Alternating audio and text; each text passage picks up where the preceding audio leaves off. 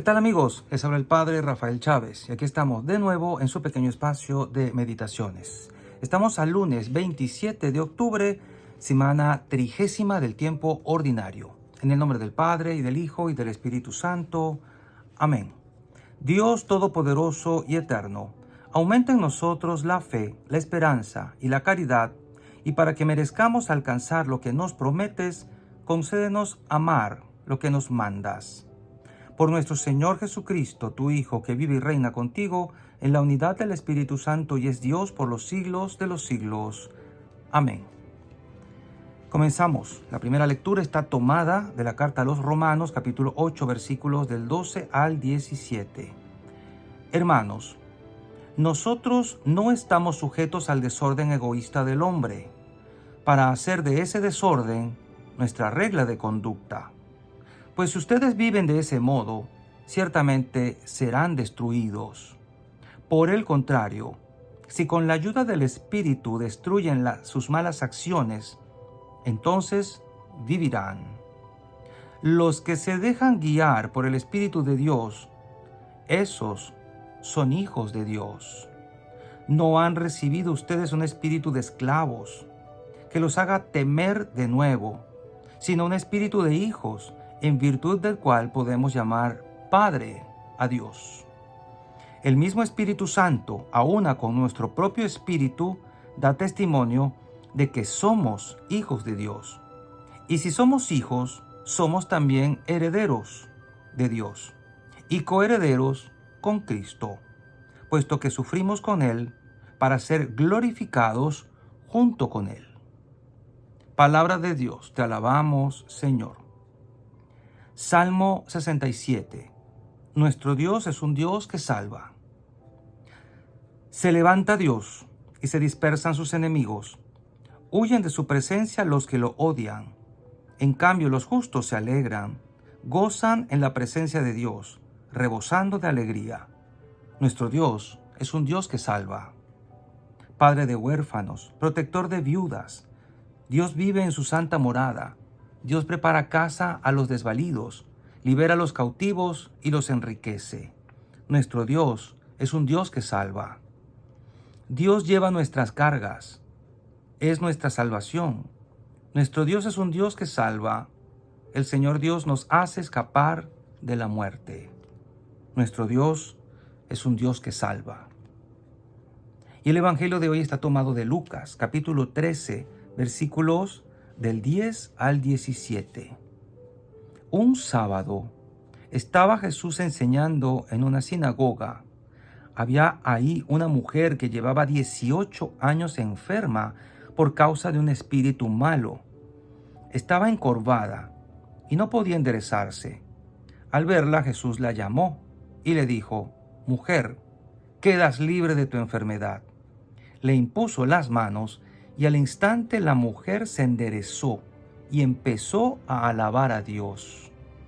Pero el jefe de la sinagoga, indignado de que Jesús hubiera hecho una curación en sábado, le dijo a la gente: «Hay 6 días de la semana en que se puede trabajar. Vengan pues durante esos días a que los curen, y no el sábado». Entonces el Señor dijo: «Hipócritas, ¿acaso no desata cada uno de ustedes su buey o su burro del pesebre para llevarlo a abrevar, aunque sea sábado? Y a esta hija de Abraham, a la que Satanás tuvo atada durante 18 años, ¿no era bueno desatarla de esa atadura, aunque en día de sábado?» Cuando Jesús dijo esto, sus enemigos quedaron en vergüenza. En cambio, la gente se alegraba de todas las maravillas que él hacía. Palabra del Señor. Gloria a ti, Señor Jesús. Y bien, ¿qué tenemos hoy?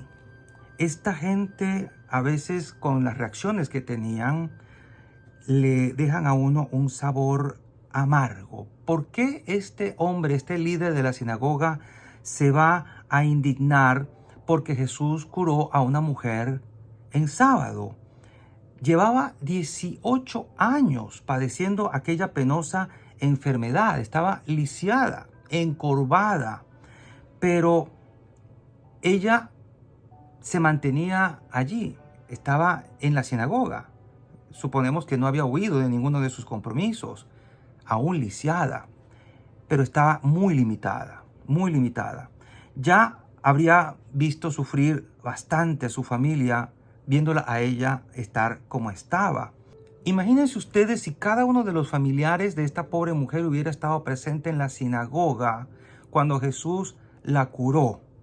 ¿Acaso alguno de ellos hubiera dicho, pero cómo se le ocurre a Jesús sanar a nuestra madre, a nuestra hermana, a nuestra hija en sábado? ¿Ellos hubieran reaccionado de la misma manera? Pues seguramente que no. Ellos habrían hecho fiesta, se habrían regocijado porque por fin esta mujer, esta hija, esta madre, esta hermana se había enderezado, su vida se había arreglado, ella podría valerse por sí misma y todo iba a cambiar para ella. Su vida realmente iba a tener un cambio dramático de ahora en adelante. Entonces, esta reacción normal de su familia, si hubiera estado allí presente ante el milagro, era la respuesta correcta, como los demás que estaban allí que se alegraban de todo lo que Jesús hacía. Pero la reacción del líder de la sinagoga fue totalmente contraria. Podemos decir que fue perturbadora. ¿Por qué haría tal cosa este líder? Aunque él y muchos otros escribas, saduceos, fariseos y eruditos de la ley luchaban contra la envidia y la hipocresía, otros podrían reaccionar de forma similar a este líder de la sinagoga por otras razones. Una de ellas es algo de lo que nosotros también podemos padecer, que se llama escrupulosidad. Te lo repito, escrupulosidad. La escrupulosidad es la tendencia a ver a Dios y su santa voluntad a través de la lente del legalismo. El legalismo no es solo ser fiel a la ley de Dios, porque es algo bueno en sí mismo. El legalismo es una interpretación errónea de la ley de Dios, por la cual uno tiende a poner más énfasis en sí mismo que en Dios. Una persona escrupulosa está preocupada por sí misma. Tiende a preocuparse mucho más por el pecado que por Dios mismo. Oigan bien, se preocupa más por el pecado que ha cometido que por Dios mismo. Y aunque es vital preocuparse, obviamente, por el pecado, cuando el miedo a pecar se convierte en una forma de obsesión, entonces esa obsesión tiene el efecto de nublar la voluntad de Dios y deja a la persona con una carga pesada e incapaz de vivir con alegría la auténtica voluntad de Dios. Nos damos cuenta de lo peligroso que es caer en la escrupulosidad.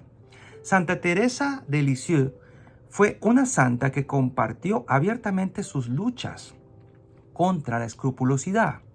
En su autobiografía, ella trata el asunto. Sobre esta lucha a la que se refirió como hipersensibilidad, ella dijo, habría que pasar por este martirio para comprenderlo bien.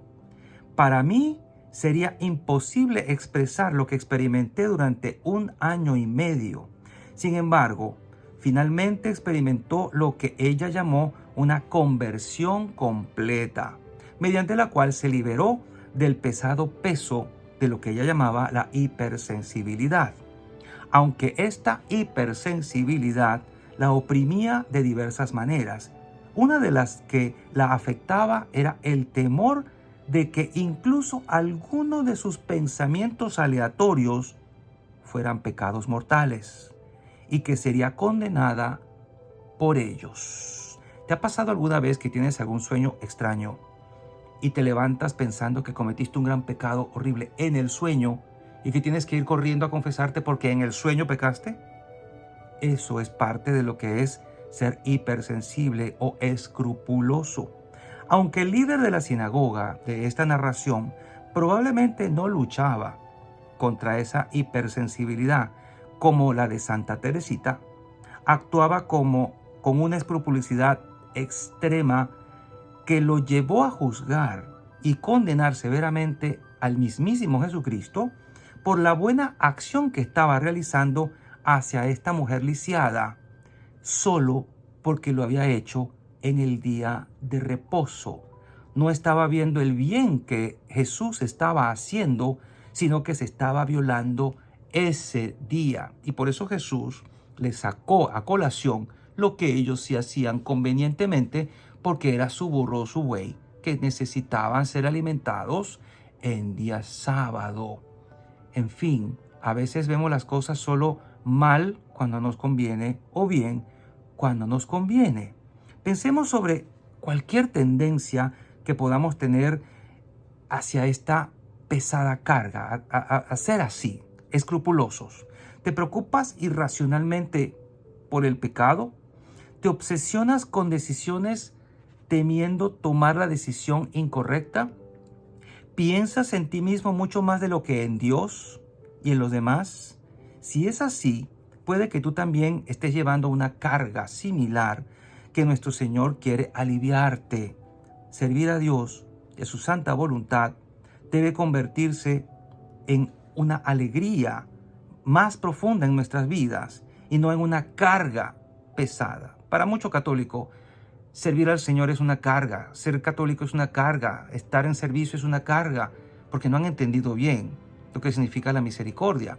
Hay gente, por ejemplo, que se confiesa y luego al rato vuelve a confesarse porque dice: Padre, se me olvidó un pecado y no me quiero condenar por ello. Pecado olvidado, pecado perdonado en la confesión. Eso es ser escrupuloso y cosas parecidas. ¿Tu vida cristiana te resulta pesada? Piénsalo. Entonces, si es así, aparta la mirada un poco de ti mismo y mira al Dios de la misericordia. Dios es bueno, Dios es compasivo y Dios es un Dios que salva, como decía el Salmo. Acude al Señor con confianza de un niño, con la confianza de un niño, como finalmente lo hizo Santa Teresita. Y permítete amarlo con más autenticidad, libre de las cargas escrupulosas y autoimpuestas que nos hacen a veces la vida cristiana imposible de tolerar. Y la bendición de Dios Todopoderoso, Padre, Hijo y Espíritu Santo, descienda sobre cada uno de ustedes y les acompañe siempre. Y seguiremos en contacto, si Dios lo permite, a través de este canal. Chao, chao.